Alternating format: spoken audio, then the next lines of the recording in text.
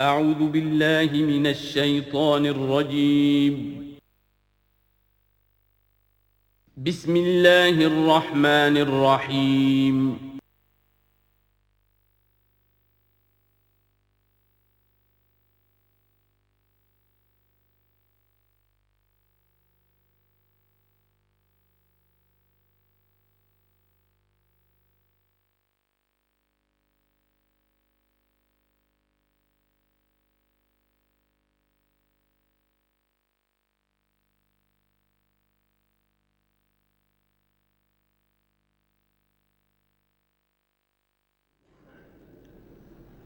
اما بعد فاعوذ باللہ من الشیطان الرجیم بسم اللہ الرحمن الرحیم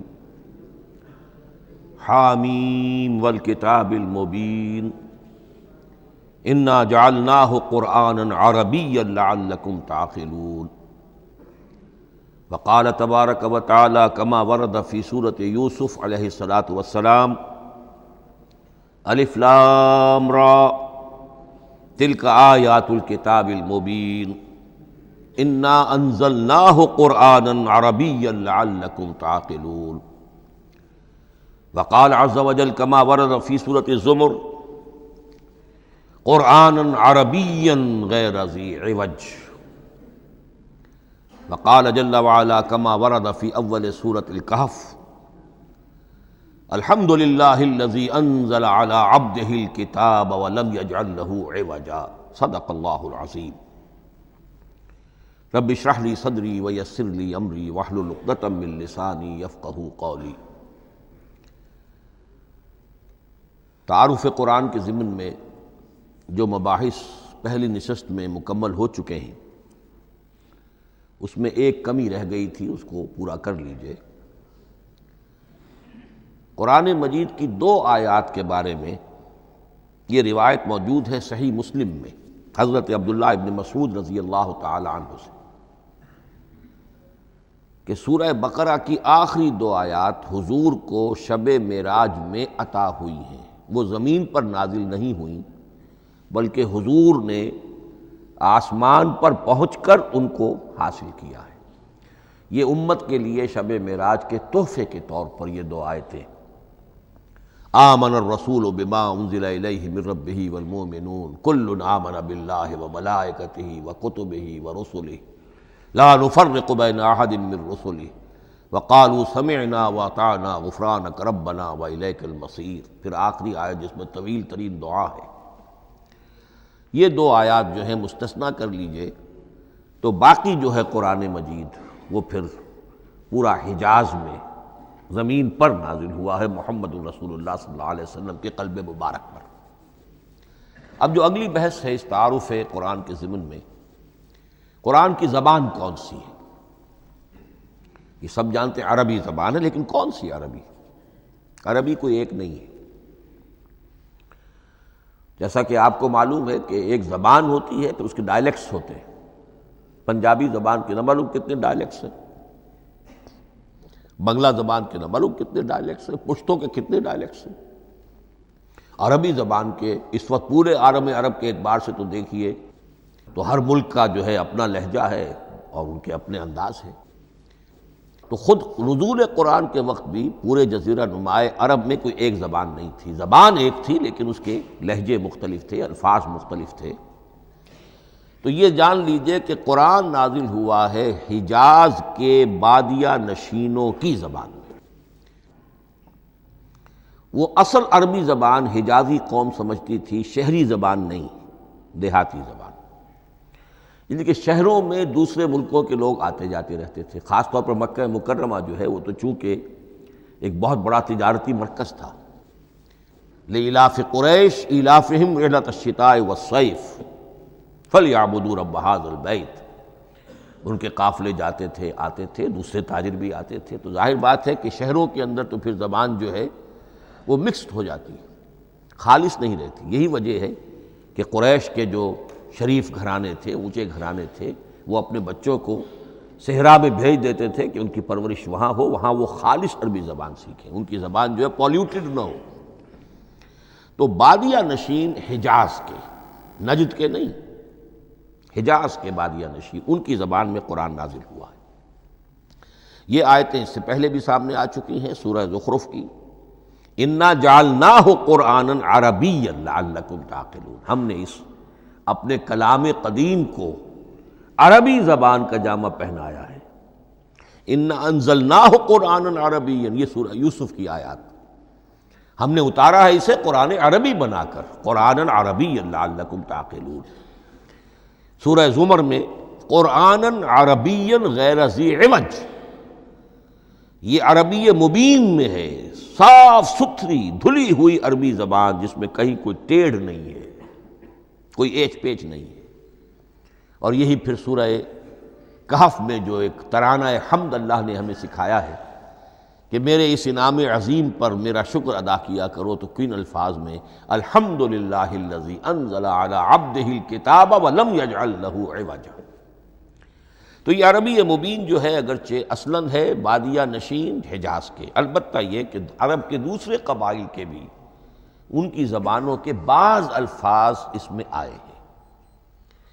اس سے آگے بڑھ کر یہ کہ بعض معرب الفاظ بھی ہیں، ہندی زبان کا کوئی لفظ اس نے عربی کا جامہ پہن لیا، فارسی زبان کا کوئی لفظ اس نے عربی کا جامہ وہ بھی قرآن میں بعض ہیں، استثناءات ہیں یہ۔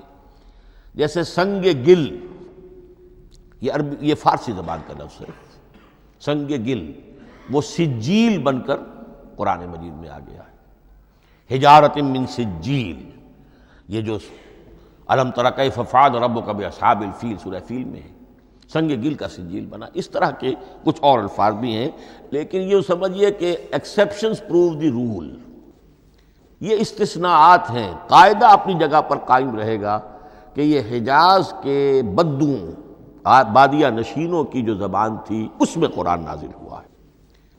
اس قرآن کے بارے میں، اس کی زبان کے بارے میں جو چند پہلو سامنے رہنے چاہیے، فصاحت اور بلاغت کی معراج، یہ میں بعد میں قرآن کے وجوہ اعجاز پر جب بحث کروں گا کہ یہ کس کس اعتبار سے معجزہ ہے، تو وہاں زیادہ تفصیل سے یہ بات آئے گی کہ عربی زبان کی فصاحت اور بلاغت کی معراج ہے۔ آپ کو معلوم ہے کہ آج بھی دنیا میں یہودی بھی ہیں جن کی مادری زبان عربی ہے، عیسائی بے شمار ہیں جن کی مادری زبان عربی ہے، ان کے ہاں بھی عربی ادب کی چوٹی کی کتاب جو پڑھائی جاتی ہے وہ قرآن ہے۔ یہ انہیں ماننا پڑتا ہے کہ عربی ادب کی جو آخری کتاب ہے، چوٹی کی کتاب ہے، وہ یہی ہے۔ یہودی بھی پڑھائیں گے، جیسے آپ انگریزی زبان پڑھنی ہے سمجھنی ہے تو شیکسپیئر کے بغیر آپ کیسے سمجھیں گے، اب وہ تو ایک سٹینڈرڈ ہے۔ اسی طریقے سے یوں سمجھیے کہ عربی زبان عربی ہونے کے اعتبار سے کلام اللہ ہونا اس پر ان کا ایمان نہیں ہے، لیکن یہ کہ عربی زبان کے اعتبار سے اس کی فصاحت اور بلاغت کا لوہا وہ مانتے ہیں۔ پھر اس میں ایک خاص ملکوتی غنا ہے، ڈیوائن میوزک، صوتی آہنگ ہے، عذوبت ہے، مٹھاس ہے۔ لاہور میں ایک صاحب ہیں جو پروفیسر ہیں فونیٹکس کے پنجاب یونیورسٹی میں، وہ کہتے ہیں میں ثابت کر سکتا ہوں کہ جتنے بھی آج دنیا میں اصول ہیں صوتی، یہ خود اپنی جگہ ایک بہت بڑی سائنس ہے، اس کے اعتبار سے میں ثابت کر سکتا ہوں کہ بلند ترین موسیقی قرآن مجید میں ہے، ملکوتی غنا۔ اسی لیے قرآن مجید کو اچھی سے اچھی آواز میں پڑھنے کی تاکید آئی ہے۔ زینوا القرآن باصواتکم، قرآن کو اپنی آوازوں سے مزین کرو۔